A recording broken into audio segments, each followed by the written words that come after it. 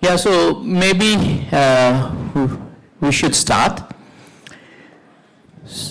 So far we have looked at a very broad overview of what is code mixing, why it is important, what are the challenges, what are the state of the art, what's the state of the art in some of the tasks, and in particular we discussed language identification and machine translation. What we are going to do in this part of the talk is, again, it will have three subparts. So first we are going to talk about data and evaluation. How do you collect data? How do you evaluate code mixed systems?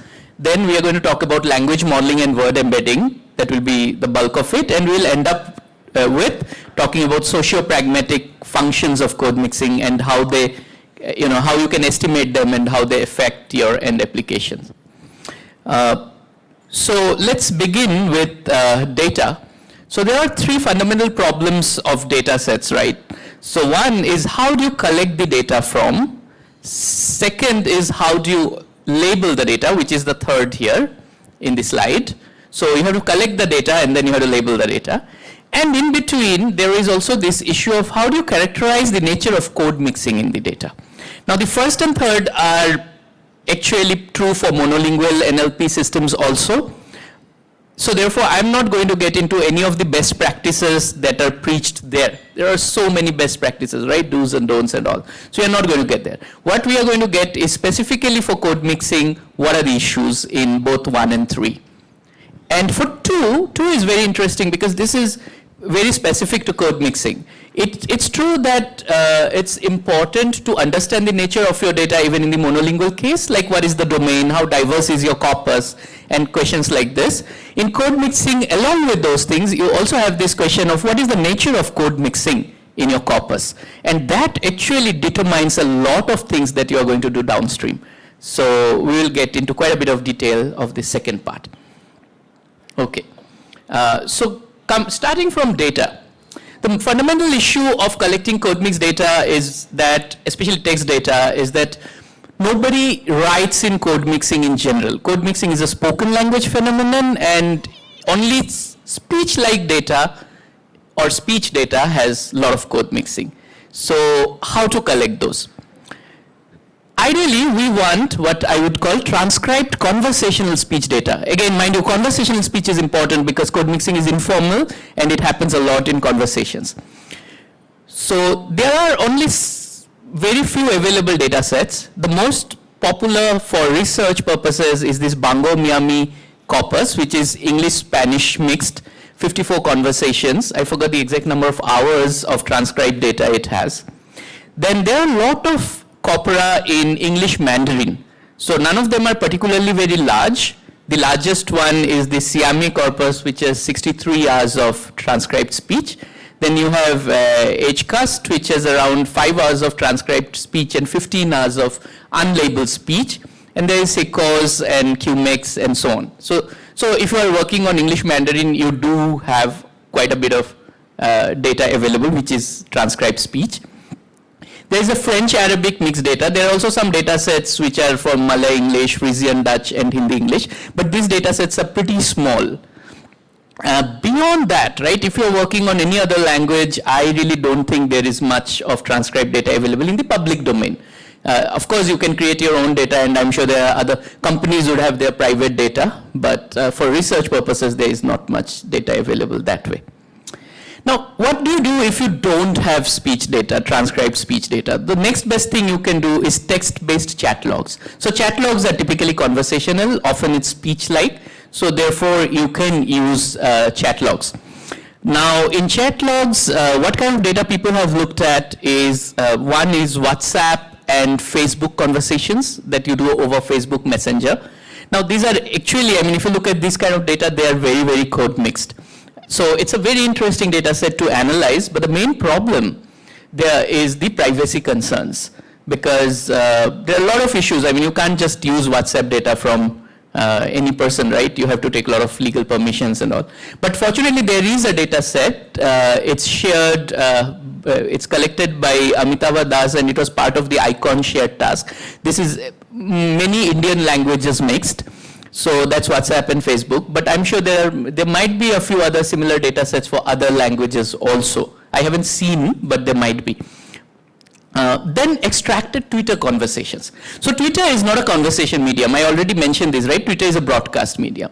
But what happens is sometimes people start a conversation over Twitter. The first tweet is a broadcast, and then somebody comments and the conversation starts. You can extract these conversations very specifically using, the reply handles. So this was the original tweet, and this is the response tweet, and then this is the response to the response, and so on. So if you get such conversation, collect such small snippets of conversation, you can build pretty good and big data sets. And in fact, some of the conversation chatbots that we have, which were trained on conversation data, was collected in this way.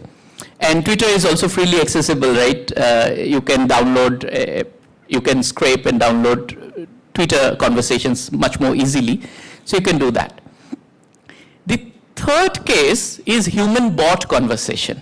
Now, if you build a bot and release it on Facebook or Twitter and engage people, and with a clause that whatever you talk to the bot, I can use for research or my, or some commercial purpose, then you do have the license to use that data. But the problem is you have to build a bot in the first case. Now, example here is Microsoft had built this bot called Roo, where, its English counterpart is called Zoe. It has a Japanese counterpart, I think it's called Rihanna. So these are all these bots on social media. And these bots, people do interact. How can I forget the most popular one in China, which is Xiaowais. So these bots are very popular, especially Xiaowais is extremely popular, and there are lots of chat logs that we have. But again, because of privacy, we can't share it with the research community, number one, and sometimes it's also what we call eyes-off data. So even as a researcher, I can't look at the data. I can run models on the data, but I can't look at the data. So it's all eyes-off data. So if you are trying to do interesting linguistic studies, it's hard. Yeah, computational you could still do, but linguistic studies where you want to really look at the data, what's going on, you can't. So that's about the chat data. Now,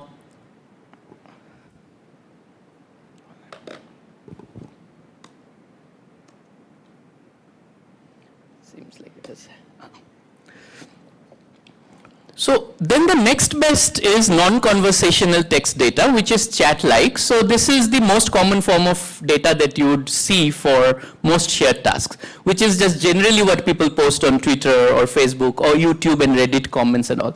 This is the kind of data which is the easiest to collect, is available in plenty. So people do it. The only problem with this data set is it is not really conversational always. So it is more informal, and therefore you have code mixing. But the amount of code mixing that happens in conversational data in our experience is always much higher. Last one is scripted conversations. So let's say movie scripts or plays, podcasts. Podcasts are often scripted. Reality shows, which you may not think are scripted, but actually are scripted.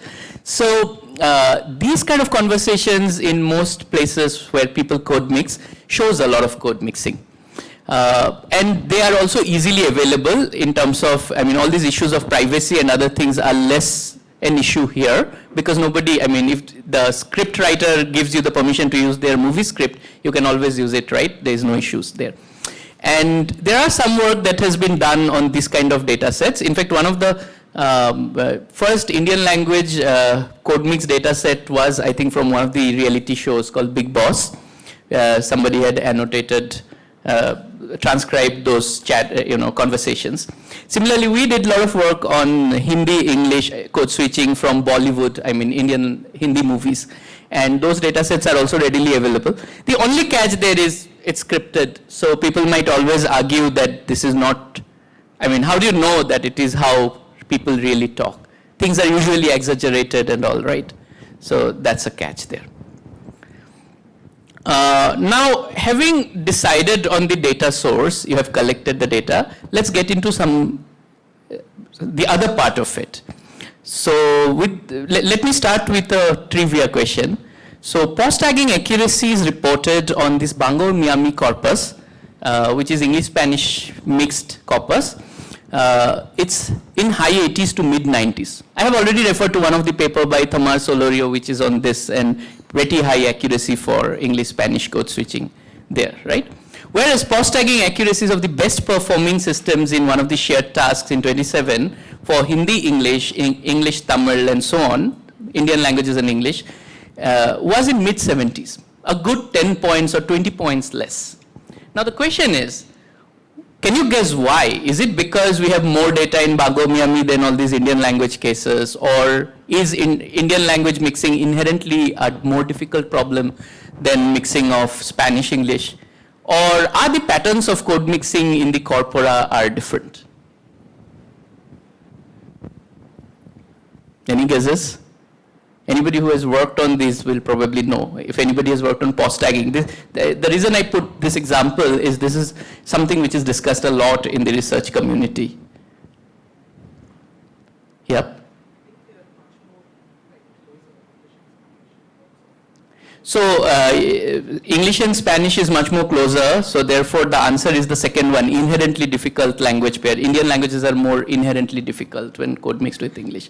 Of course, that's one of the reasons.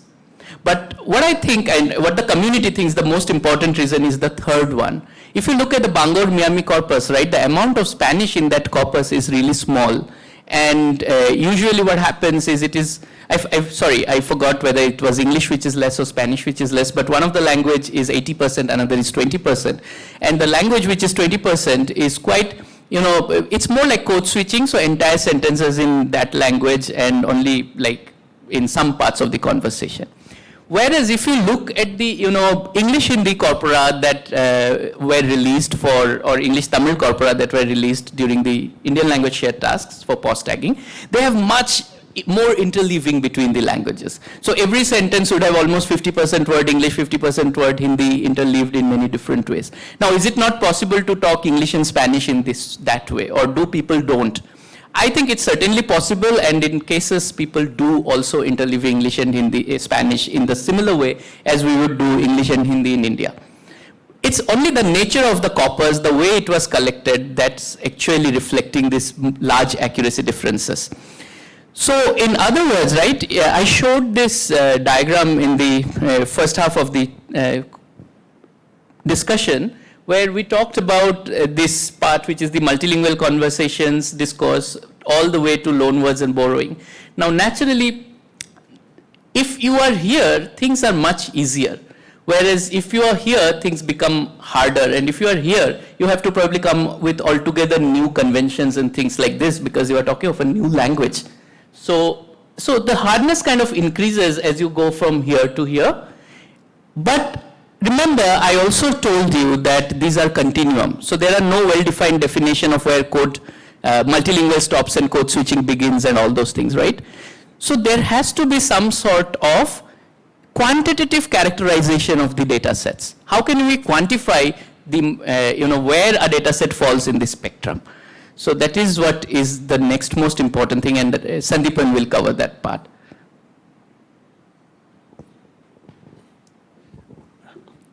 Hi. Again, like for any kind of natural language processing task, even in the research paper, we'll find they give some statistics about the difficulty of the task, even within the task, like say machine translation reports, the OOV and token type ratio, vocabulary saturation, as well as like sometimes like for part of speech tagging, like they report the amount of average ambiguity. So in code mixing, like given this kind of two texts, like which are code mix texts between English and Hindi, and of course there are something called universal, which is like extra linguistic token. Now, if we just count them, we count like, well, the first one has Hindi 45, English 29, and some other and like extra linguistics token 37. Similarly, the second one has 5 and 2 others. Now, just on counting or like frequency, it's probably hard to say, or it's probably not a good estimator. Like I can just divide 5 by 7, in other case 45 by 37, but it doesn't give us any like significant clue like which one is much more complex in terms of like code mixing. So And in fact, like fraction of words in matrix language is not a good estimator. Like if you just do 5 upon 7 and 45 upon 111, that's not a good estimator. So there are many different alternatives was proposed by different things. So this work by Gambuk and thus, so initially they proposed like that it should be the number of words. N is basically here the number of words, and U is other words which are not important in code mix because it's a code mix between the languages, not the other words. And max WI is the word that is maximum number of word in one of these language. So if you just go through it, so the second one, 5 and 7, so there U is 2 and a max is 5 and N is 7. So what you get is 1 minus 5 upon 5, so which is 0. So the second language is actually not code mixed. There are 2 extra linguistic items, but that is not code mixed. But on the other one, you get like 1 minus max of this 3 is 45 minus 45 upon like 111 minus 37, so which is 1 minus 45 by 45 plus 29. So whatever the number is, like that says like it has some amount of code mixing. So in reality, like so you need some metric, some quantitative figure that to understand like how difficult the corpus is. Like we'll come later and see. But this formula has a problem. So the formula above is basically frequency based. It's not doing anything. It's just counting the number of words in one language. Now, if I see a pattern like this, WL1, WL1, and then there are 2 other words, WL2, WL2, and they're like in sequence. And in the second case, like they're consecutive, like the pattern repeats WL1, L2, and then again L1 and L2. By this metric, like CMI, code mixed index, these two will get the same score, like 0.5, which is not true. Like they're not equally difficult. Like in one case, it's like more difficult. So in a following paper by again the same author Gambuk and thus they like created something interesting to take an account like that frequency and also the switching pattern. So that should come into picture. So the formula essentially says WM and WP are the weights assigned to like frequency based metric and the pattern based metric, and where the first part, which is exactly the same thing what is written in the previous formula, 1 minus max WI upon N minus U, is written in a different way, like but they're exactly same, where NX is the number of words excluding the other words. So the N minus U is equivalent to N, which is the sum of all language specific word, and then max L, TLI is the term in language I. And so this first part term is exactly the CMI. So CMI multiplied by some weight WN, and the other part PX is basically how many switch points exist in that utterance. So that means you normalize the switch point. That means the number of switch points per token. So that is also important. So in this case, like this example, L1, L1 followed by L2, L2, and L1, L2 followed by L1, L2, the first part remains same. It's a frequency based. And the second part, there the PX for the first one is 1. There is only one switch point. And the second one, there are 2 switch points. So actually, you are giving more complexity, because there are 2 switch points in the second example. So now, so overall, what it's taking the number of code alternation point as well as into the complexity. So this is a well-known measure, like this is really important. But further, like what they didn't even consider in this equation, like they consider, well, how many terms are there for one language and another language, and also how many switch points are there. But it's all in a single utterance. Like there may be switching between utterance. Like, so that is even more complex. But I'm not going into that mathematical formula. That's a little intense formula. You can go into the paper and see. So they added another term delta, which indicates that how many switching happen between turns. Now that factor is also added considering the code alternation to get the corpus level statistic, like in the document level, how much is the complexity, like the CMI for the entire document. So which can be an essential indicator of what Monojit was saying, like, well, in some corpus, Bangalore corpus, the accuracy is 90, and in some other corpus, it is in 70s. So these can give a good correlation where the CMI stands for those corpus. Now, all this work is then there are many extensions to this work. Like some of this work are done a priori, like one is called M-index, which is called multilingual index, which was proposed like long ago, like Barnett et al. In 2000. So this basically does exactly the same thing what this like basic CMI is doing, which is saying the distribution of language tags. So if you go to the formula, so you have k languages, and for this formula the k has to be greater than 1, and pj is basically the number of words in language j upon total number of words in that corpus. So which is basically the probability of language j in that corpus. So, and if you just compute if everything is monolingual, so the probability of j is basically 1, so 0 upon everything, so it's 0. So its boundary is 0, 1. Whereas the CMI, the boundary is 0 to 100. And then there was like Guzman et al. Proposed many other extensions to this to measure the complexity of code mixing, and one of them is like language entropy, which basically says like how much bits required to represent the distribution of language tags, which is basically pj log pj, where again pj here and the m index is same, like in the number of number of tokens in language j present with respect to the total number of tokens. Now, so this two method is again frequency based, so they're not considering anything beyond frequency, but then there was a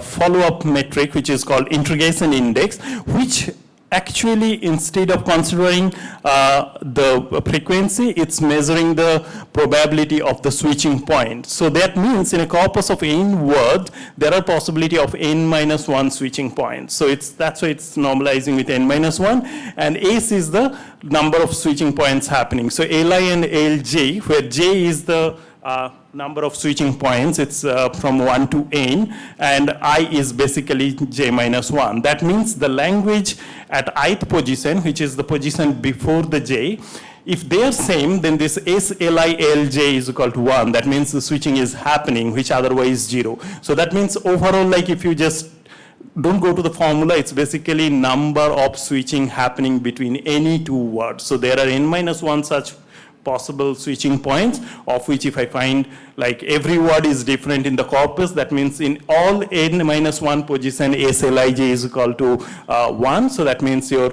maximum is 1. And if there is nothing happening, like no, it's a monolingual sentence, then SLIJ is 0 everywhere, so it becomes 0. So the boundary for this one is 0 to 1, whereas in the case of entropy, if we just want to calculate the boundary, so pj so if it is monolingual, then like pj log pj is equal to like it's log pj is 1, so log pj is 0, so the lower is 0.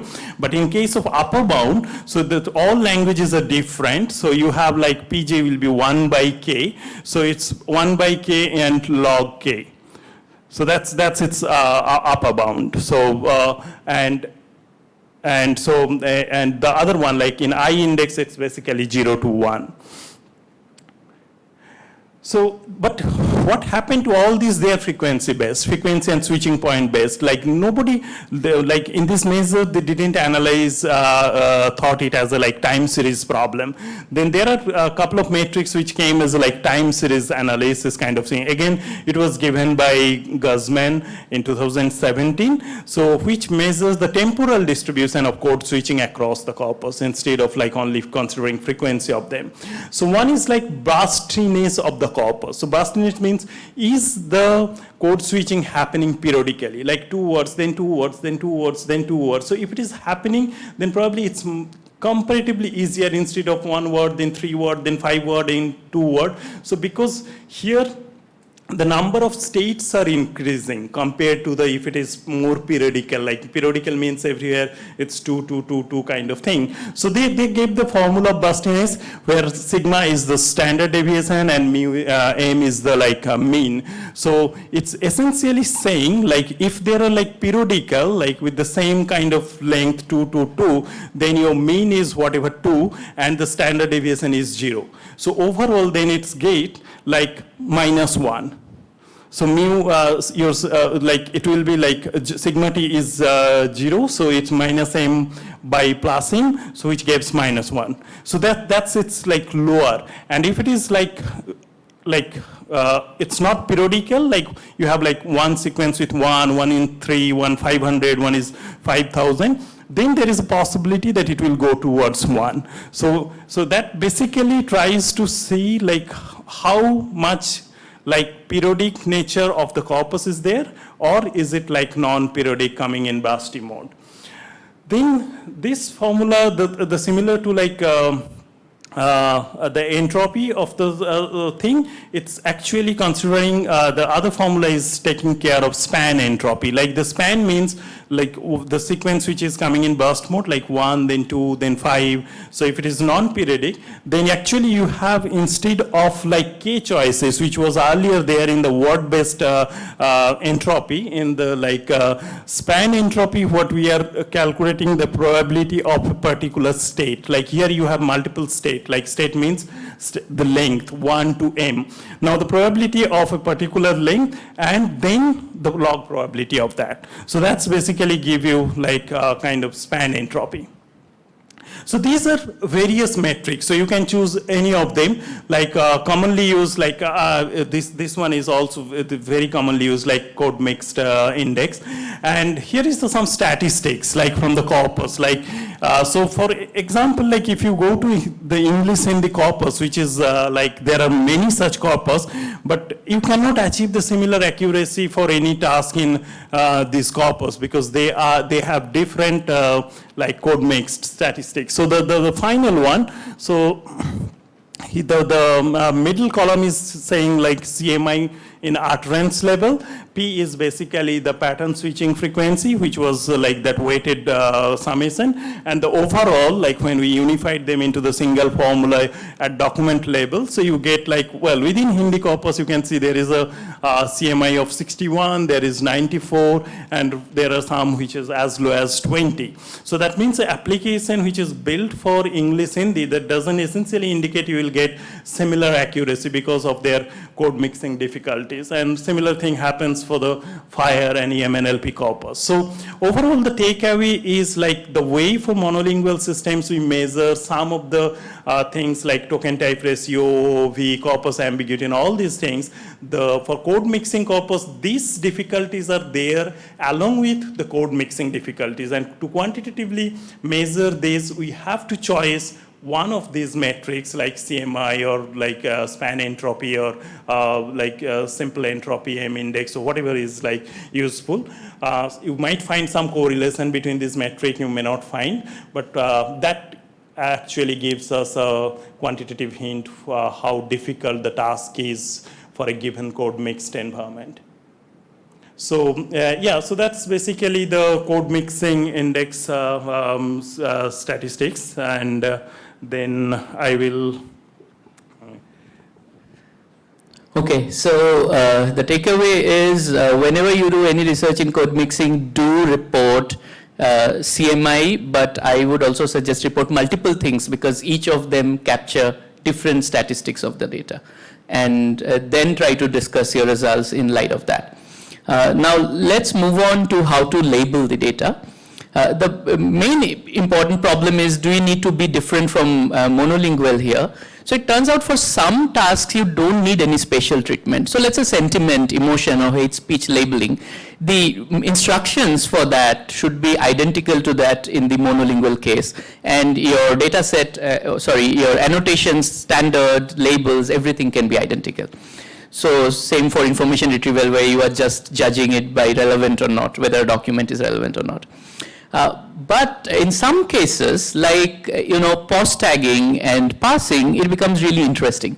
So consider the pause tag set for Spanish, and the earlier ones that we had, they might be different from that in English. So you considered only Spanish to come up with a Spanish pause tag set, and similarly only English when you were looking at an English tag set. Now, when you are designing a pause tag set for CodeMix Spanish-English, is it a union of the two, or intersection, or maybe some combination which needs to be adapted?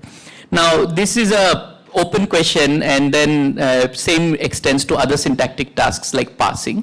Fortunately, there is something called these universal tag sets. So, so for instance, this, again, Gambach and Das, the pause tag set they had released, that uses the universal pause tag set that Google had introduced in earlier. So for dependency parsing also there are universal tag sets like this which people have been using. To me, though, it's not clear whether this is the ideal case. This is probably a good working solution because code mixing has its own syntactic, intricacies and all. And if you want to capture those specifically, you might want to start with the universal tag set and accordingly modify. It might be needed. Okay. There are cases, though, where there are no monolingual tag sets available because they are specific to code mixing problem, and you might want to develop one.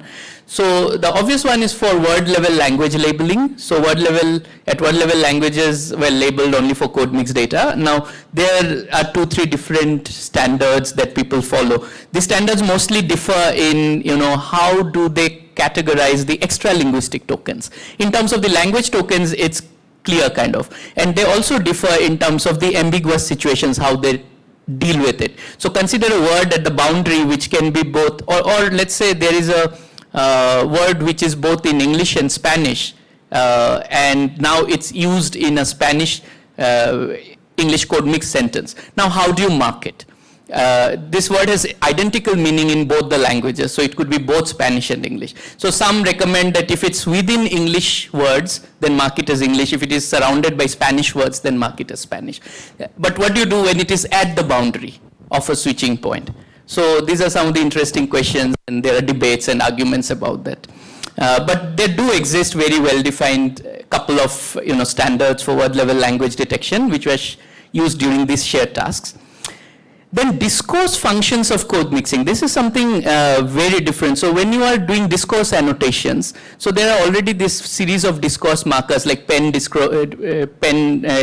released, UPenn has released their discourse tree bank where they have these discourse annotations, discourse relation markers. When it comes to code mixing, there are new discourse functions that we see that emerge, and those are not that well studied, and we have done a couple of work and published in LREC on suggesting some discourse annotation standards, but since there are not a lot of annotated data and not too many people are working on discourse yet, so you won't see a lot of use of those. And for the last bit, how do you transcribe automatic speech recognition is also interesting because like we were talking in the machine translation case, sometimes what happens is in a language, two languages are mixed where they are mixing they have different scripts, let's say Chinese and English, they have different scripts. Now, if it's a Chinese-English mixed sentence, when you are transcribing the ASR output, would you transcribe everything in Chinese script or everything in English script? Or you will mix, so Chinese words in Chinese and English in English. Now on the surface, it seems that the mixed is the best solution, but if you see the training data and all, often they are not available in the mixed form. So if you decide to output it in the mixed form, then you have to train it also typically using the mixed form, and then the question is where do you find data from? So these are some of the challenges.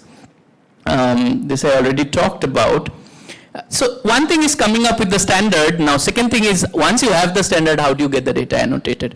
And this is far from trivial. So we did lots of small experiments where we tried to see how well a monolingual speaker who, let's say I know only English, I don't know Chinese, and you give me Chinese-English code mix text in a single script and I have to annotate. Can I do it? Because I know at least English, I can annotate the English words, right? But it really doesn't work. So you have to know both the languages well to annotate, especially when it comes to Spanish-English. I mean, we did these tests on AMT and people fail miserably if they don't know both languages well. So you certainly need bilinguals. But now imagine a case which we ran into actually. So I have 7 languages, or actually in the blown up case, we had 25 languages. Any pairs can be mixed. And you want to do a crowdsourced annotation. So approximately 600 pairs of languages. So how do you even crowdsource such a task? And even if you crowdsource, whether you will get, because for each pair you would need a specialist who knows both the languages that are mixed here. And unfortunately, we didn't get. So we could only get Turkus for 7 language pairs. So those are the 7 languages which I reported in the Twitter map: English, Spanish, Portuguese, German, Dutch, Turkish. We did not get for many other languages like Slovak, Slovenian, and all those things. I'm not saying there are no multilingual speakers. There will be many speakers who would speak both Slovenian and Italian, and they would mix it, right? But we could not find them on AMT. So we posted the task, we never got the data annotated back. So this is a major problem. Many of you were talking to me during the coffee break that you are also facing the same problem. Getting annotators is a hard task for massively multilingual code mixing kind of scenarios. And about evaluation of systems, I will just say one thing, which is, apart from all the things that is important for monolingual situation, one extra thing you should always measure while reporting code mixing systems is what is the accuracy at the switch point. And why this is interesting is I have 2 graphs from a thesis by Utsav Burman. This is from DCU, Dublin City University, on the code mixing of solving certain code mix tasks. So the first task is language identification, and the second task, the right-hand side graph, is for POS tagging. And what is being plotted here is, if you can't read, but this point is 0. So this is at the switching point. This is the next word, this is the next word, this is the previous word. So -2 to 2. And you are measuring the accuracy of language labeling at all these points.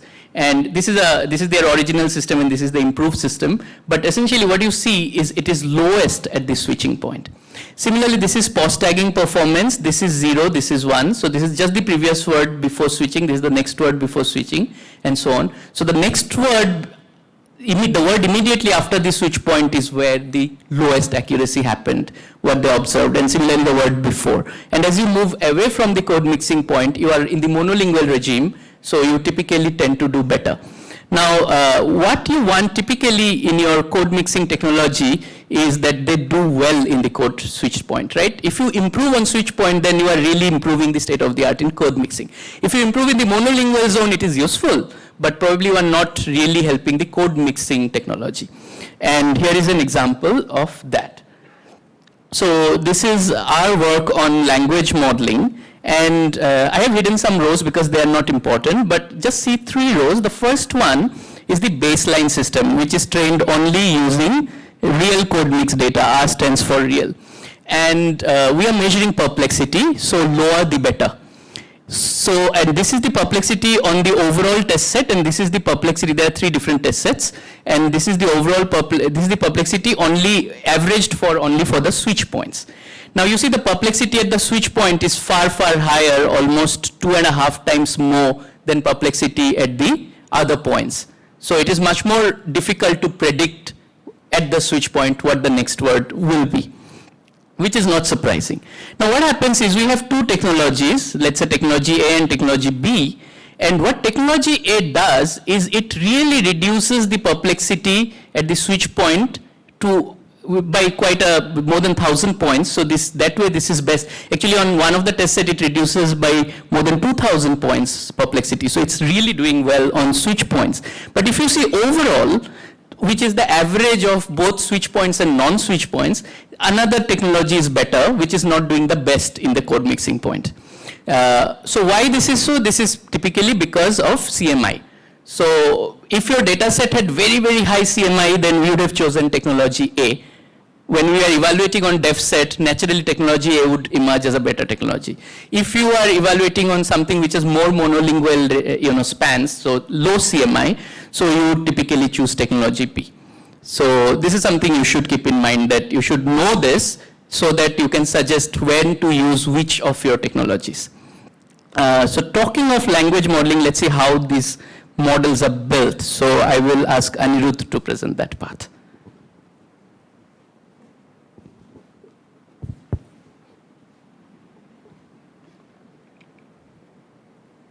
Okay, so I think most of you here will be knowing what language models are. So basically, language models assign probabilities to a sequence of words, and you can use language model to, if you have a sequence of words and you want to get a prediction for what the next word could be, you can use a language model for that.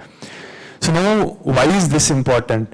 So language models are one of the main components in an ASR. So ASR has two components, acoustic model and language model. So it's important for that. And all these downstream tasks like pause tagging, NER, they have a component which basically functions like a language model. So you need one.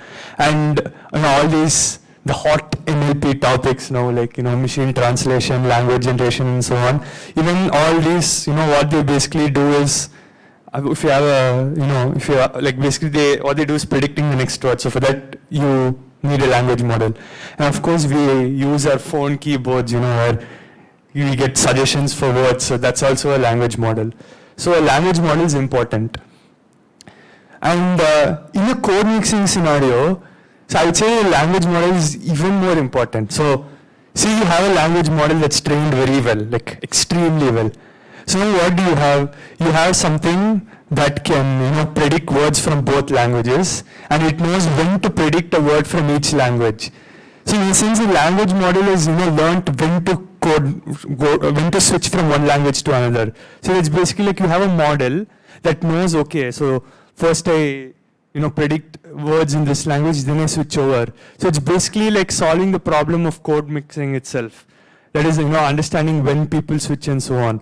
So thus, in a context of code mixing, a language model is, you could say the language model is even more important. So now that at least we know something about language models, how do we train them? So language models are trained on monolingual, not monolingual.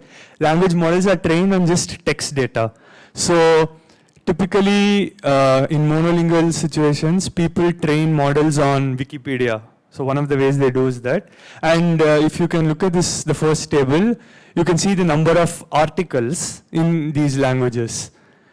So mind you, this is articles. So in each article will have multiple sentences in them. And now I have just listed two code mix corpora here. And you can see the number of sentences they have, and it is much lower. So the first one is like mined from blogs on the internet, and the second one is the transcribed speech. So you can see this is like 59K sentences, and that's in like millions of articles. So there's a big gap. So what can we do?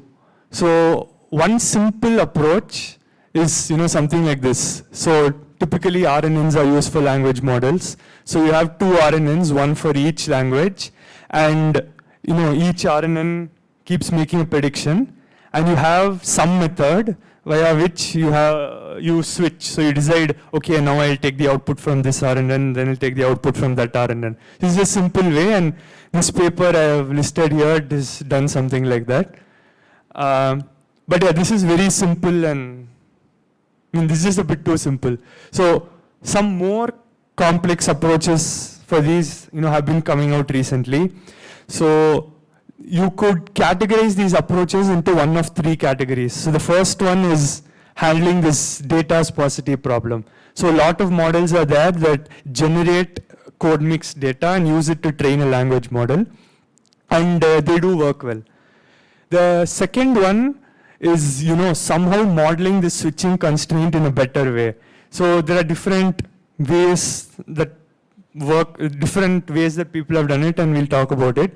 The third one is something which is extremely more difficult. That is, you have the two RNNs, and the RNNs have a context, like a hidden state. Is there a way to share this between the two RNNs so that both know what the other RNN is doing and is able to work better? But this is something more complex. I'll briefly touch upon this later. So first we'll talk about this work from our lab on handling this data sparsity problem.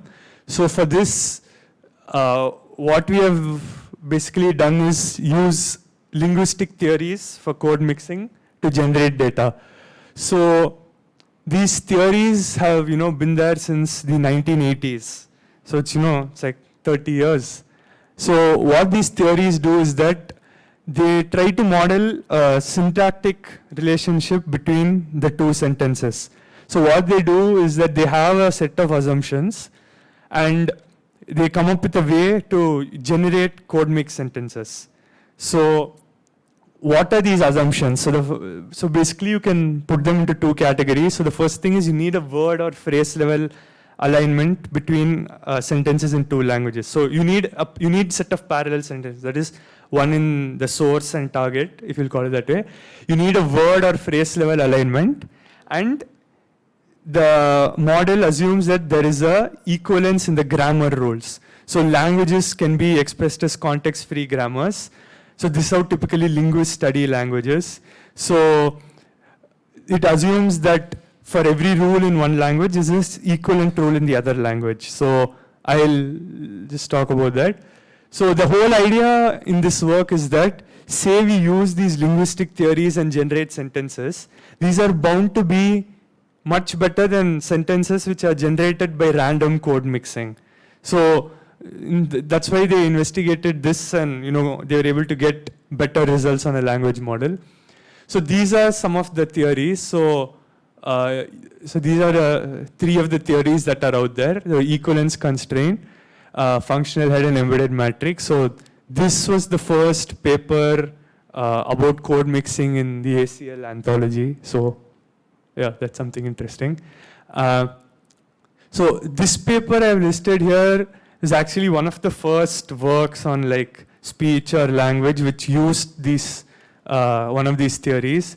So they used the functional head, the second theory, as like, during the decoding in an ASR, they used it to restrict the space of options to search through.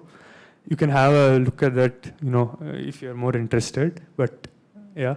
So let's see how these theories work briefly.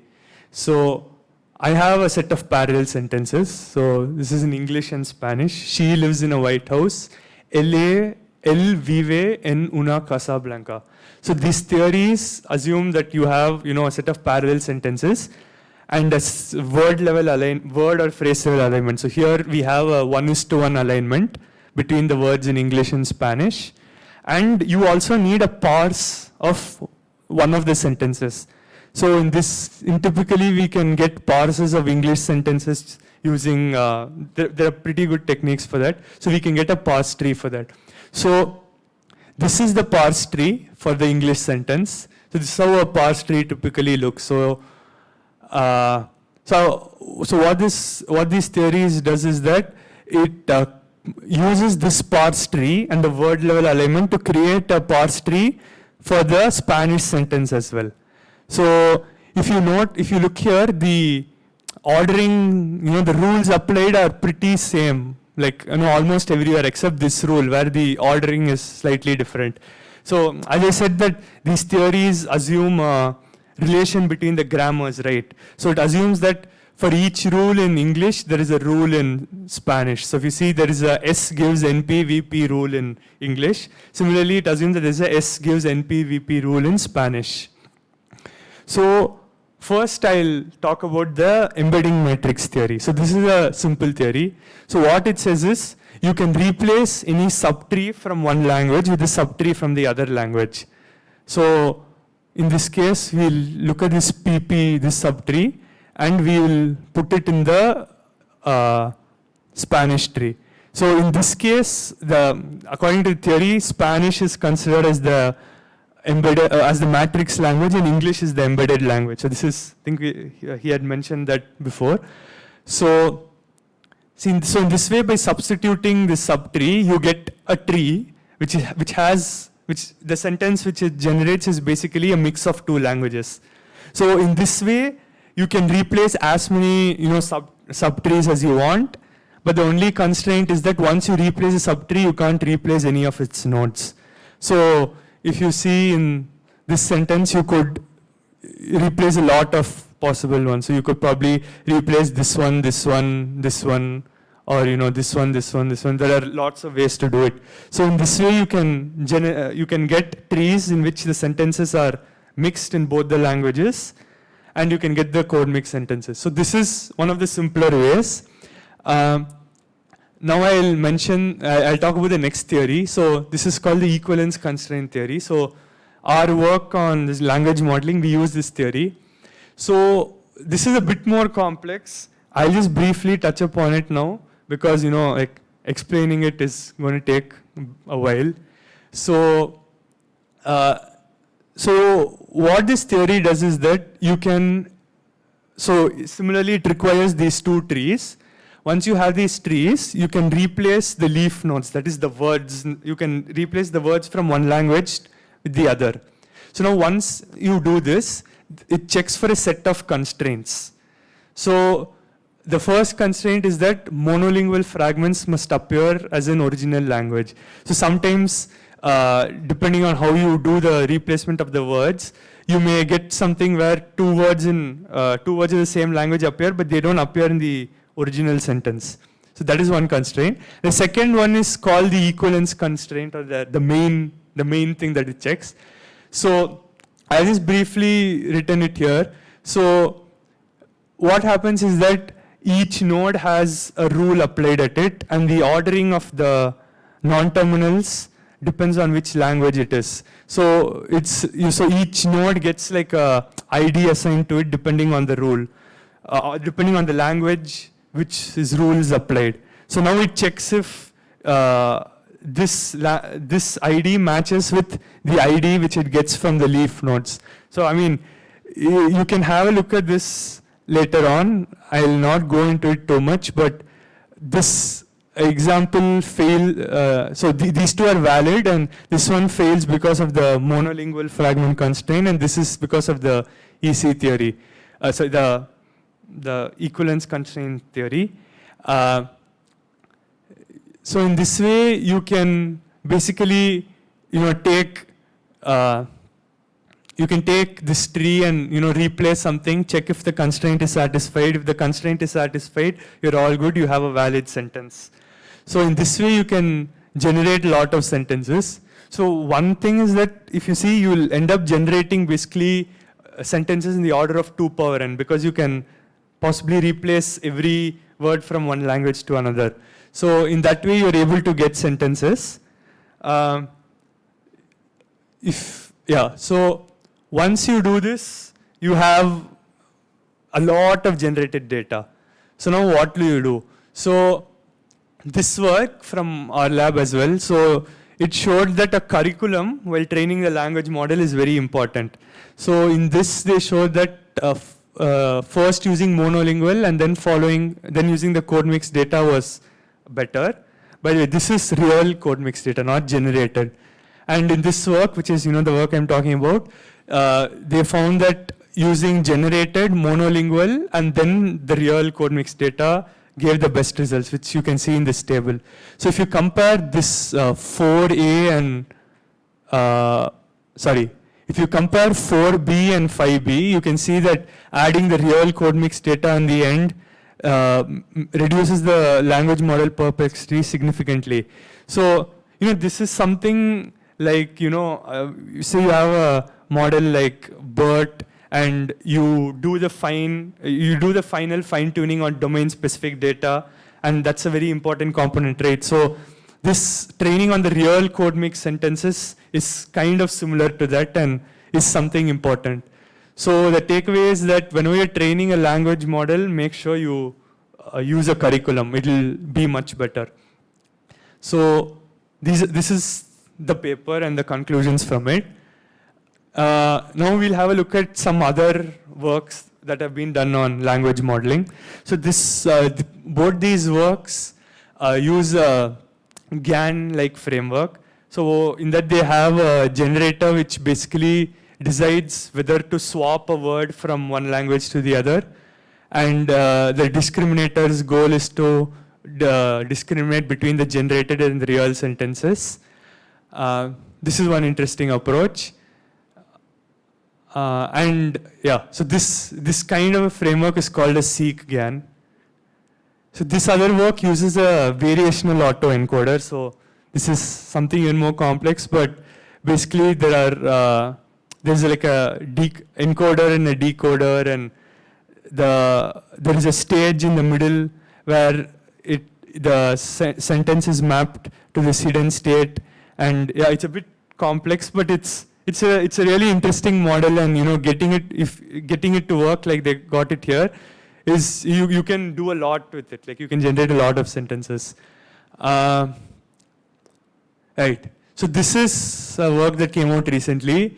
So in this they use pointer generator networks to generate sentences. So this pointer generator networks are used in text summarization. It was a model that was come up for that, and basically there is like a stage where the model decides between picking a word from the vocabulary or from the set of input tokens, and the probability of that is generated by what it's seen so far. It is something very interesting.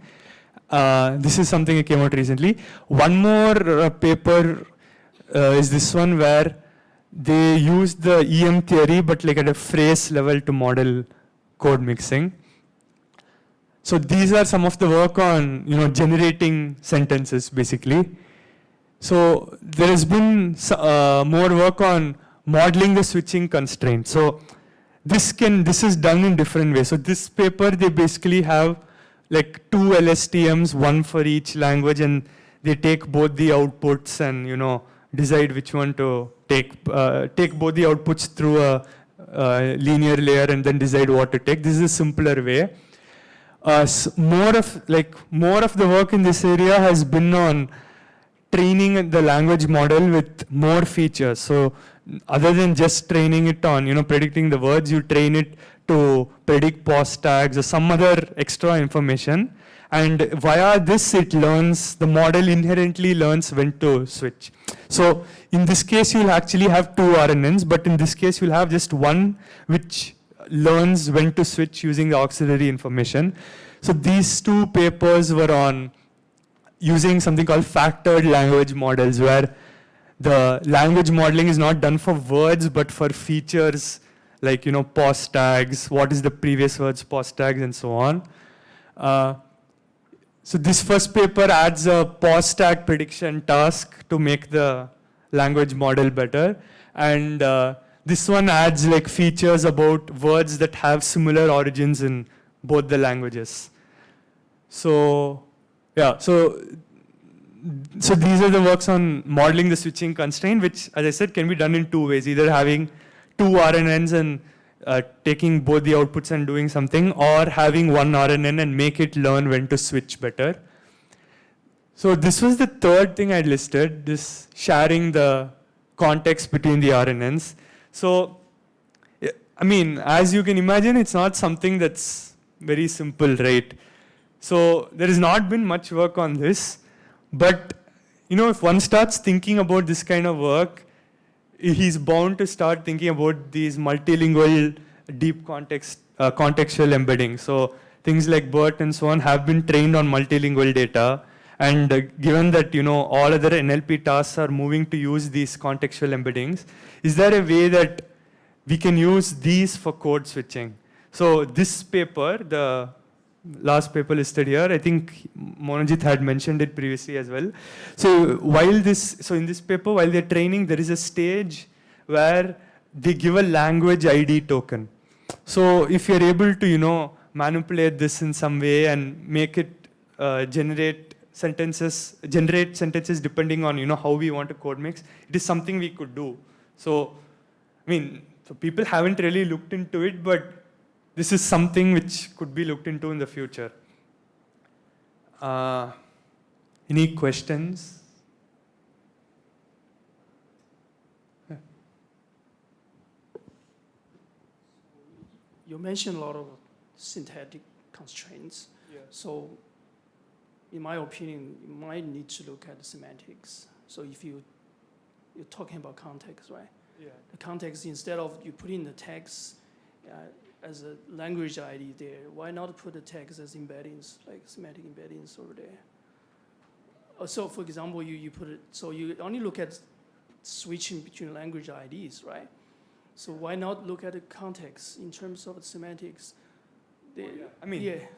yeah, so, I mean, this is just one example that I gave. There are lots of ways you could do it. So, I mean, it is something interesting. I think the research community should look at, how it can be done. But that is an interesting way. Fair enough. So, let's just, in the topic of embeddings, we'll just talk about some work on word embeddings for code mixing.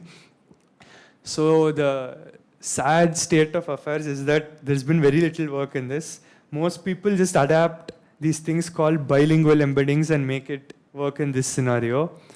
So what are bilingual embeddings? So bilingual embeddings are, how do I put it? So they're embeddings which are meant to work for two languages. That is, you could use it in a case where you have a document, which has the first half in English and first half in another language. In cases like that, it is meant for that. But what happens? So people tried these for code mixing. So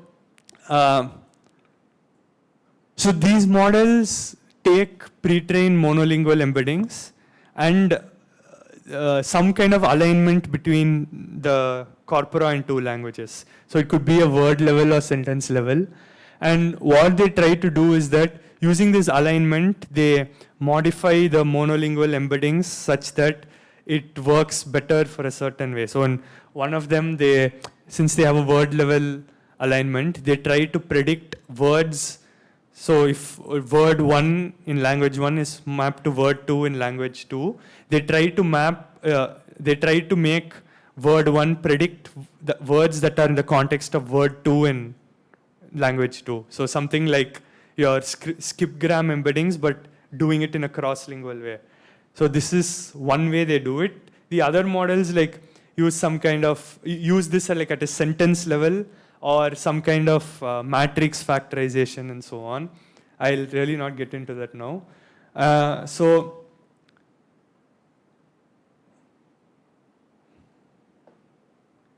this work from our lab basically evaluated these methods for code-switched tasks like pause tagging and sentiment analysis. And so you can look at this table. The first row is without embeddings. The second, third, and fourth are with these bilingual embeddings. So I think you can't see clearly, but basically the bilingual embeddings perform better than no embeddings at all. But then they also trained your simple skipgram embeddings on code switched, like your generated code switch data, and found that that was even better than these bilingual embeddings. So, I mean, you can think of lots of ways to explain this, but one thing could be is that a word may be used in one context in one language, but its translation will not be exactly used in that sense. So, if you see, for example, you may have a school of fish, but the translation of school in another language may not be used in the context like machlion, school of machlion. So the distribution, the meanings of the translated words in both the languages will be different. So it doesn't make sense that this kind of context prediction would work well. So that's why, that could be one way why these bilingual embeddings do not work. So there has been some recent work on embeddings, like, embeddings, code mixing and embeddings.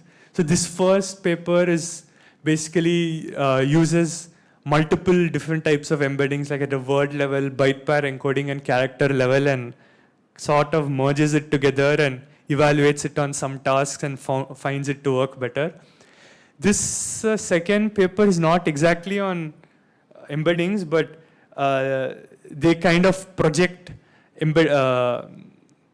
they do language modeling, and they use these extra features, like I said, like your pause tags and so on, and they project the embeddings of the words and these these auxiliary features into a similar space in a way similar to how these bilingual embeddings work, and use that for language modeling, and it seems to work well. So, yeah. I mean, so I'm going to conclude this section for now.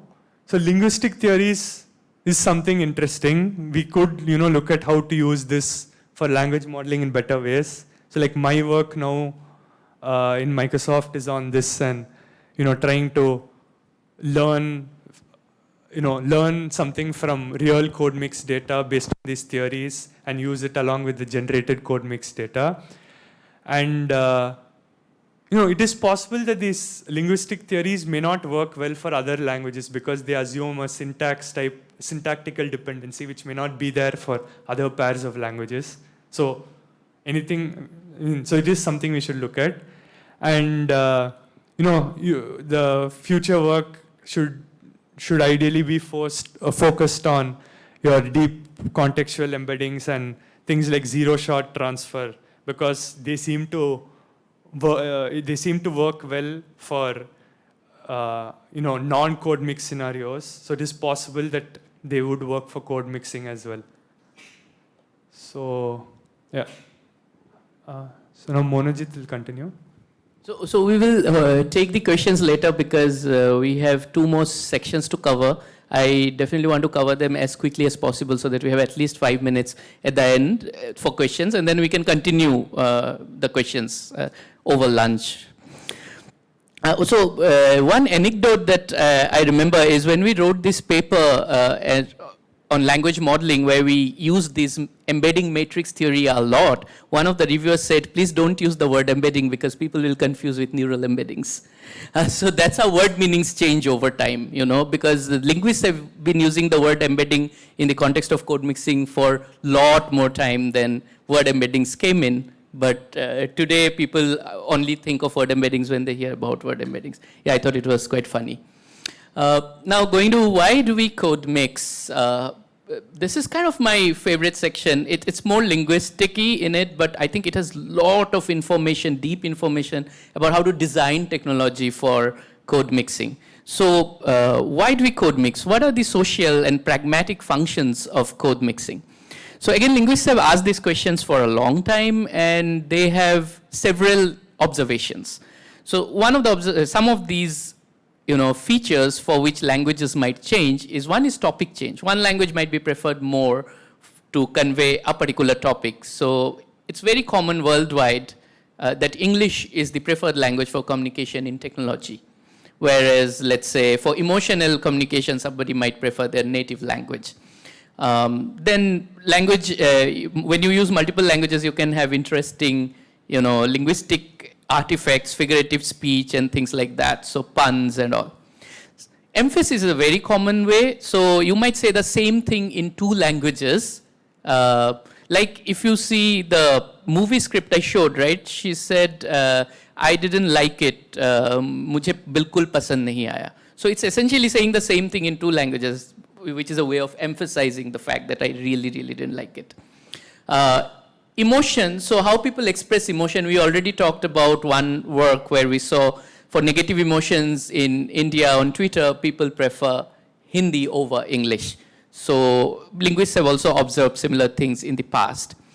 Reported speech, it's very easy to understand that if somebody said something in Hindi, I might report it in Hindi rather than translating it in English, even though the rest of the sentence was in English. So these are all predictors. There are many more predictors. Some are geography specific, some are language specific, and so on. But the bottom line is, which is also the bottom line in the slide, is it is unpredictable. And that's where the interesting thing is, right? It's all about agency. So I have the agency to switch or not switch. Nobody else can dictate. And by switching where I want to switch, I'm conveying an information. And that's why it's such a rich set of information that we can explore, both to make our technology better and to design better solutions for and better interfaces for people. So we won't have time to go into the great wealth of linguistic literature that exists. Some examples are back in 1970s. Somebody showed that use of English amongst English-Spanish bilinguals in, I think, Puerto Rico. They used English in professional settings and Spanish for informal chat. Similarly, Deval worked a lot on emotion and language use and showed native language elicits stronger emotion and usually is preferred for emotional expression and swearing, which later we also observed. Nguyen in 2014 showed that code's choice is a social identity marker. So there are a lot of these studies, but most of the studies are done as a qualitative study. So somebody might have studied a community and would have sampled from 20 or 50 people. In fact, a 50 people qualitative study is a very large study by all standards. But when we are talking of quantitative studies, we are talking of millions of users and billions of tweets maybe. So at that scale, there are very few studies that have been done. So if you want to know more about all these, one good point to start your journey from is this excellent computational sociolinguistics, a survey paper, which came out in the MIT Press Computational Linguistics Journal in 2016. So they do have a section on research on multilingual, sociolinguistics of multilingual communities. And some of the work, early work before 2016, which they discuss, are, for instance, Jürgens. So these are quantitative studies. So Jürgens, Dimitrov, and Roth, they in 2014 showed that tweets, they basically studied tweets which are written in one language, whereas the hashtag was in another language. And interestingly, they saw this a lot happening in Thailand, where tweets were in English and tags were in Thai, or vice versa. Although there are no definitive conclusion, like, I mean, they don't see any social factors here. They mostly say it's because of technology that this happens. Another study by Nguyen and et al. In 2015, so they studied in Netherlands people who tweeted in a minority language like Frisian or Limburgish, along with Dutch, which is the majority language. And they showed that most of the tweets were written in Dutch. Remember, I told you Twitter is a broadcasting medium. So you want to maximize the reach of your tweet. So most of the tweets were in Dutch. But whenever there was a conversation, like somebody responded to the tweet and you responded to the response, so Frisian or Limburgish featured more in those informal conversations.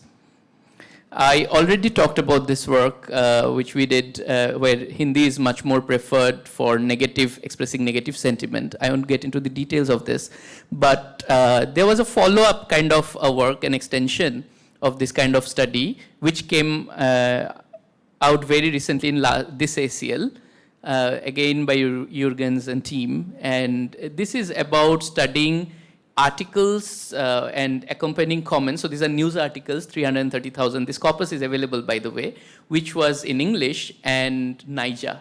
So Niger is these various Nigerian languages, indigenous languages, and they studied some 389 comments labeled for code switching behavior. So what they tried to do is predict when Niger was used, and they hypothesized that it could be based on the topic, like we already saw, social setting. So social setting could be like, number of prior comments. So it is deep in the conversation if there are a lot of prior comments. So it's probably more informal. Remember the Nguyen work that I already pointed, they found that for Dutch and Frisian. Depth of the thread and things like that. Then they are looking at social status, which they operationalize by saying number of followers. Then emotion, which they operationalize by running some sentiment analyzers and emotion detection tools. And also they identified for the speaker what is the tribal affiliation. So there are various sub-tribes like Yoruba, Hausa, Igbo in Nigeria.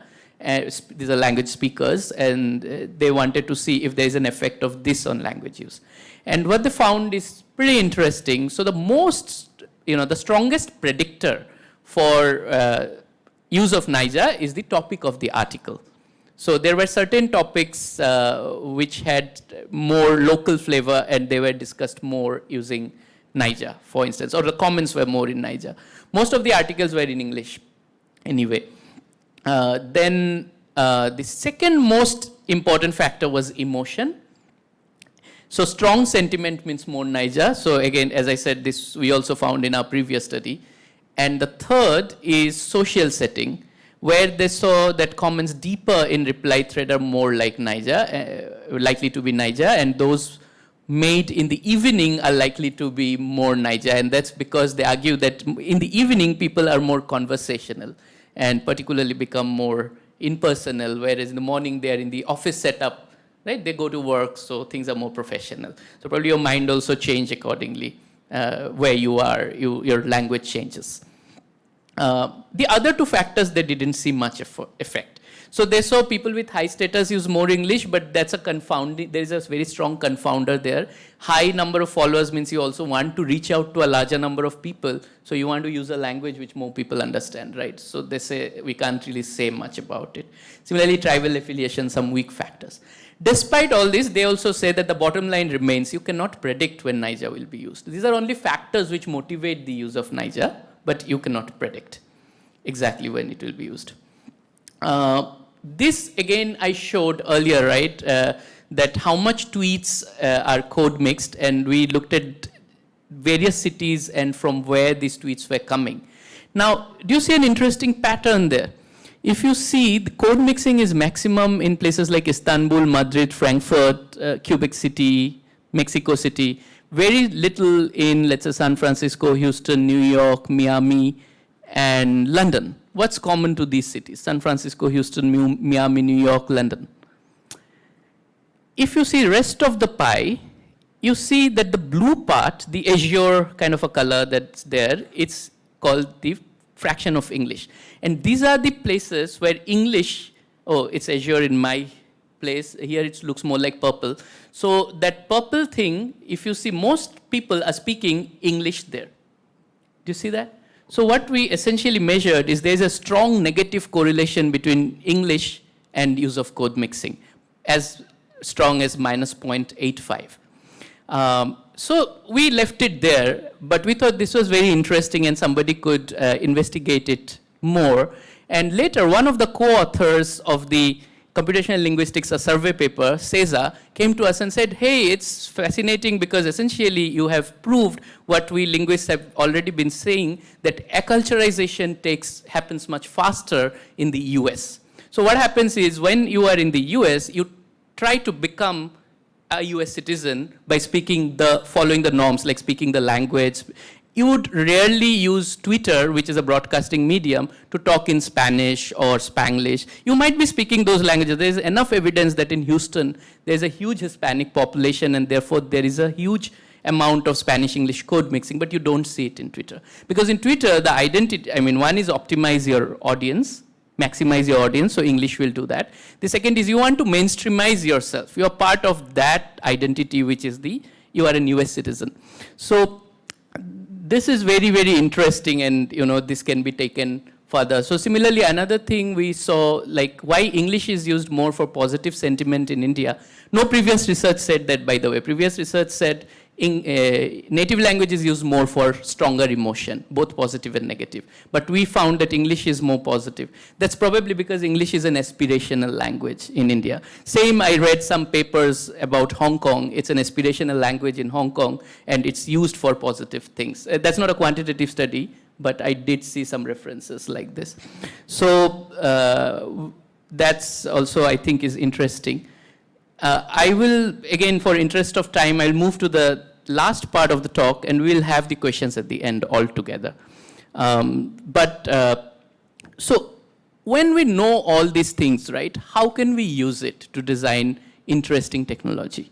So that's where I want to end this tutorial with this epilogue, that in a future world where bots could code mix, what would happen? Like, should they, shouldn't they, when they should, and so on and so forth.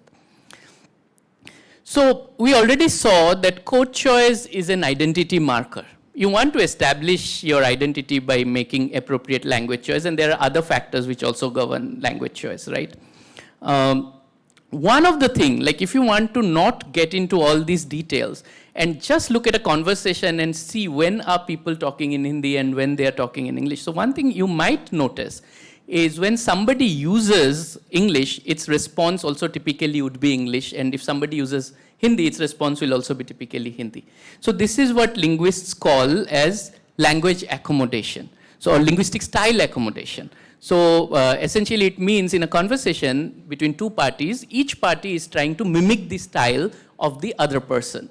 And it happens, there has been very interesting work by Jurafsky and Christian Danescu Mizel on basically how this happens in other factors like use of pronouns, use of LIWC words, and so on and so forth. What we thought we will try is, does it also happen with code choice? What language you respond back in? So our hypothesis is that. So we will measure the base rate of a style, so how frequently a particular language is used by a user, and we will measure the accommodation, which is how that frequency increases, if at all. The hypothesis would say that frequency increases if the previous utterance or previous few utterances were in that code. So after English, the probability of using English goes high, and so on. So data sets, we looked at Bangor, we looked at Hindi movie scripts, and we also looked at Twitter data, which are more conversational.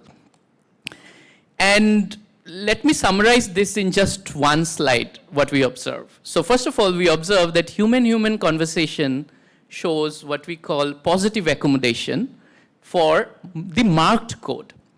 What the marked code means is, in all conversational setup, there's an unmarked code, the default which you will use. So for instance, in a formal setup, like here, the default code is English.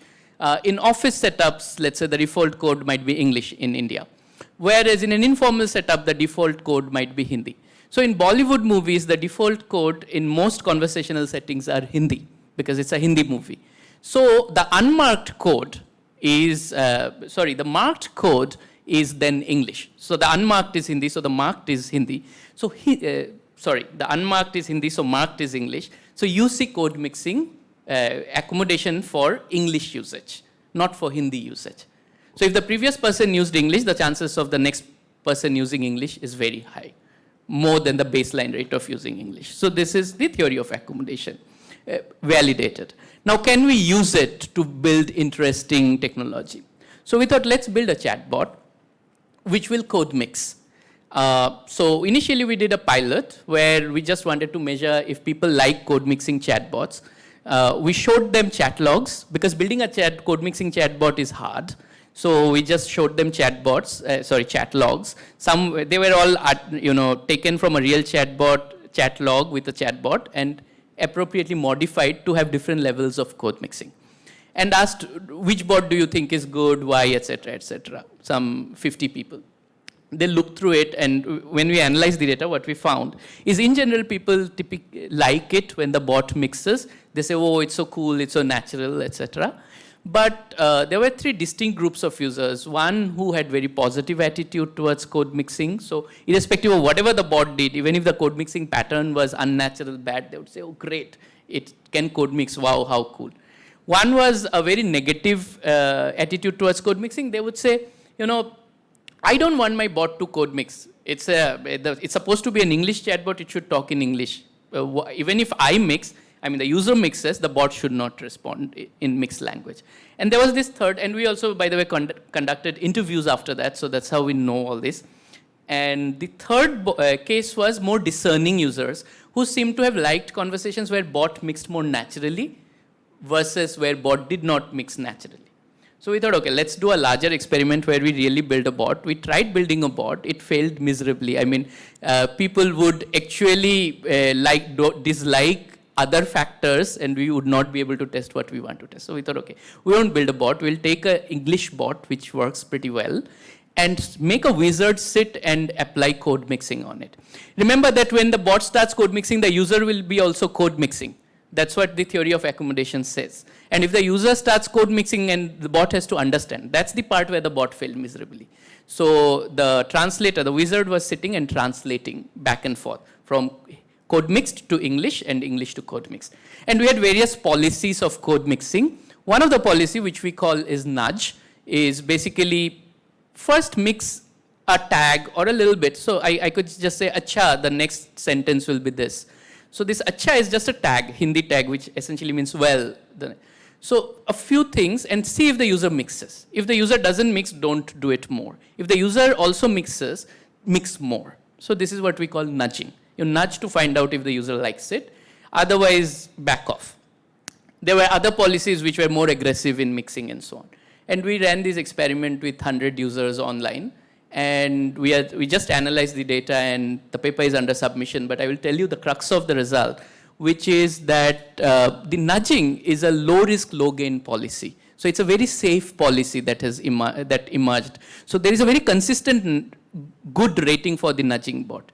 Whereas the average rating for the mixing bot, I mean aggressively mixing bot, is much higher because people thought it was cool and all.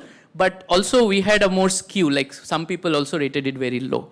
So in some sense, if you know whether your user has a positive or negative attitude towards code mixing, you should use it in your technology to decide whether you want to mix or not mix and aggressively mix and so on. If you don't know, then nudging is the thing that you should go for. So I will end with this particular sentence, which is, take away that understanding code mixing is not a luxury anymore, right? It's a necessity that, we have to do for all technologies in the multilingual societies. And with that, I'll just flash some resources. Those who, again, I will remind those of you who want, all this material, please write your email address. The sheet is with the person in red t-shirt there. And at least some of the resources you should look at is this excellent survey paper, which is on arXiv by people from CMU and our lab. And then there is a GitHub repository of code switching paper, which is by Genta, who is sitting right here.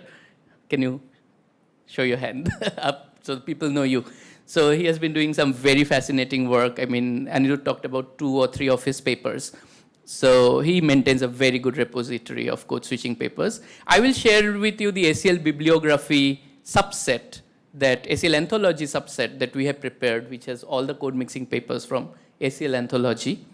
Of course, you can visit our website to get more details and papers of all the topics from our lab that we had covered. So we will now take questions. We have 2 minutes. We can take maybe more time. At least 3 of us are here. So hang around if you have more questions. Just a point that this is not lie and this is not me. This is in Hindi, which means thanks for coming and listening to this tutorial. Thank you.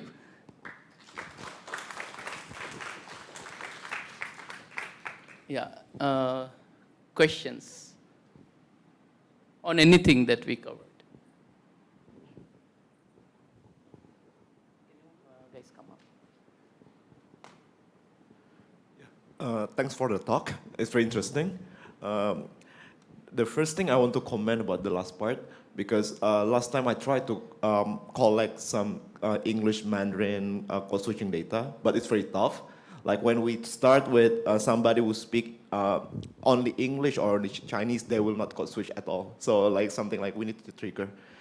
Basically, I have some questions. Like the first part is about the data, because you mentioned about it's very hard to collect speech data, but it's very easy to get written or text data from Twitters or other social media.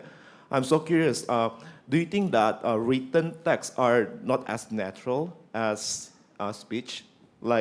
Because I feel like when I try to collect text instead of speech, it seems like, maybe it's not that true, that the way how people really interact with each other. Like it's something like you need to contextualize first and then you write it. And the second part, which is catch my eyes, is the contextual embeddings, the contextual language modeling, which is I also try to use multibird or something multilingual or align embeddings, but doesn't work that well. Yeah, maybe there's some ways. Maybe you can share some preliminary works if you have working with maybe laser or the other pretend language modeling. Thank you.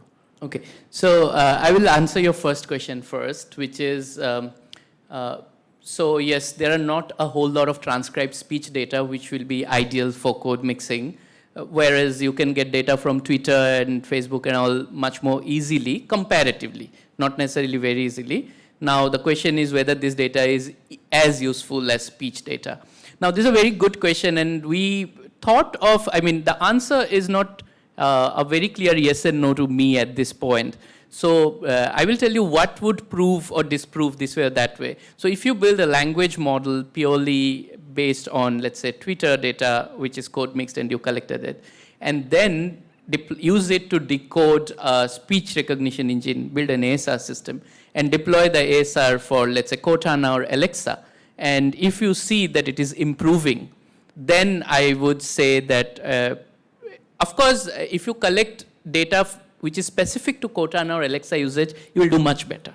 So that would be a bad baseline to compete with. But if you had done it, instead of taking it from Twitter, if you had done it by taking it from Wikipedia, let's say, and the Twitter shows much more improvement than Wikipedia, then certainly Twitter has a lot of value. And I personally believe it has a lot of value. So I would put it as, I mean, in my slide also, that's how I had put it, that on this extreme is formally written text, like Wikipedia articles and all, which probably doesn't help much at all for code mixing. So news articles in India do have feature code mixing, but I would not consider them as useful at all for building language models for code mixing. On this extreme is transcribed speech for that particular situation or technology context, which will be the best, of course. And Twitter will probably take you much closer to that. So there is definitely a lot of useful data in Twitter, but it's not exactly the same. Does that answer your question? No. And your second question was regarding the use of contextual embeddings. And do you want to take it? Basically, you asked whether we did anything on that, right? So we are right now doing, okay, I don't know how much of this I should say, but anyway, we are trying some MBERT experiments on a bunch of code switching tasks. So the idea is if we do not do anything more, so we take pre-trained multilingual embeddings, contextual embeddings, which are already there in MBERT. And now let me take a pause tagging task of Spanish English, a sentiment task of Spanish English, a language prediction task, and so on and so forth. And we have little bit of annotated data to train some model on top of the embeddings. But we don't retrain the embeddings themselves. So embeddings are fixed, let's say. We are just training the part that works after embedding. And we want to run these experiments. We don't have numbers yet, but some initial results for pause tagging shows that MBERT really helps. However, I believe that you can make it better if you fine-tune, like you were saying, right? The MBERT embeddings. So just instead of keeping them as is, if you fine-tune. So those experiments we haven't done yet. How to fine-tune and on what data and kind of things. That would be my take on this. Yeah, that's what I'm doing this week. Like, I'm thinking about contextual embeddings. I try to fine-tune. I also have no results yet. But I have another question, if I may. Sure. If anybody else have a quick question, we'll move and then come back to Genta. Yep. Thanks for the tutorial. So the shared tasks for code switching have evolved a fair amount over the last, let's say, 7 or 8 years. So starting with token language identification to named entities. And this year with Sentimix. If anyone from Semival wants to plug that, feel free. So what do you think is useful in shared tasks going forward? What would you like to see? So I think the way the shared tasks have been progressing is very good because LID is kind of a basic building block which is required for a lot of things, and therefore a shared task in LID was excellent. It got the community moving. And then a shared task on sentiment, which you are running right now, is also very good because let's say anything you are trying to do on social media, trend analysis and stuff like that, or even if you want to build a predictive model, like whether to code mix or not for a bot, sentiment is extremely important there, right? So sentiment is kind of an end task that is useful. Similarly, I would say translation is an end task, so any data set on code mix translation would be useful. In speech, of course, ASR and TTS, for which there are data sets and shared tasks. Then NLI is something where we haven't done anything in code mixing. And I think that is a space which needs to be explored quickly. So we are trying to build one small data set as a part of the MBERT experiments we are doing. But we need much larger efforts to build good NLI data sets for testing code mix technology. The tasks which I don't think are much useful today, everything is useful but less useful, is pause tagging, I think. So tasks like pause tagging and parsing and all are, I think, of great linguistic interest, but I'm not sure how much, state-of-the-art, difference to the state-of-the-art of NLP it will make. That's my take. To add on this, like, well, these application-oriented tasks like machine translation, though they have like separate forum like WMT and stuff where they're taking care of this task, I have found like language identification in queries, which are like ill-formed tasks.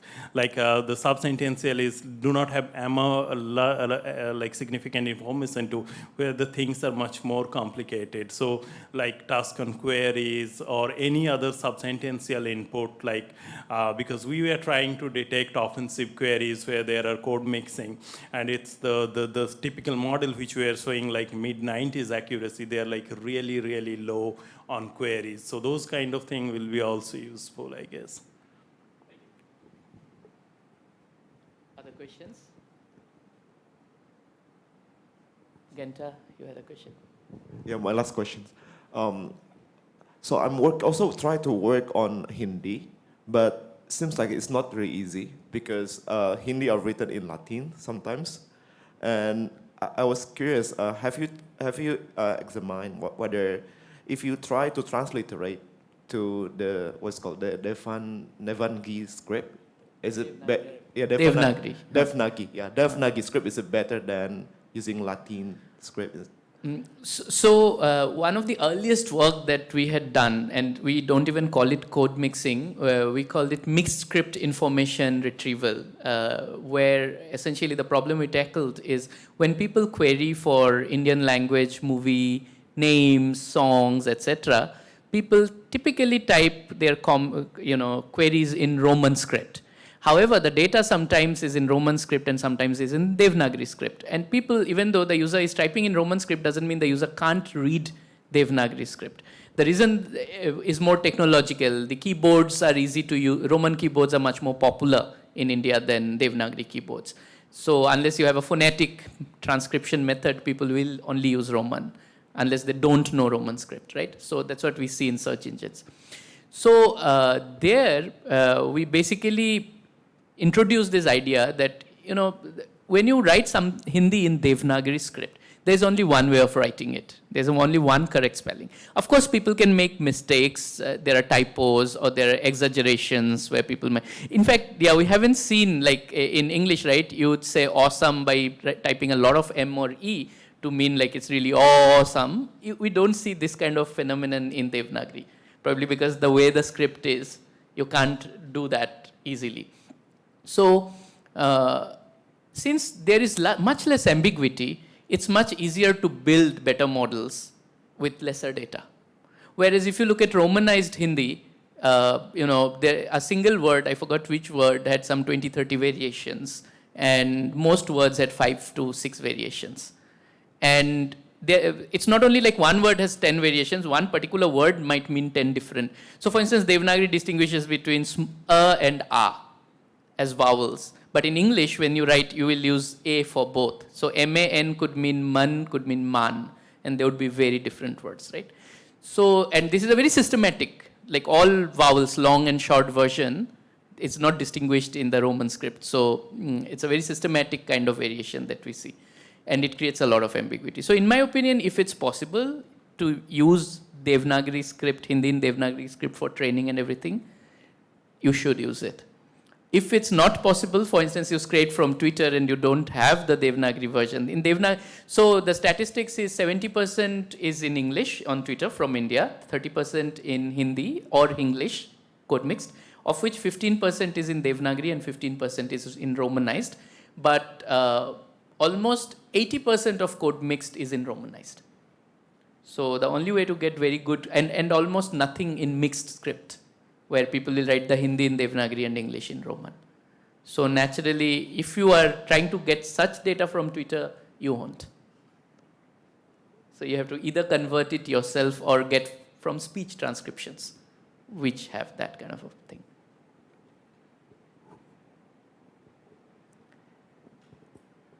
Okay, so if no other questions, we'll break for lunch. Thank you all again for coming to this tutorial. and I hope you have fun, you had fun, and will have more fun working with mixed languages. Thank you.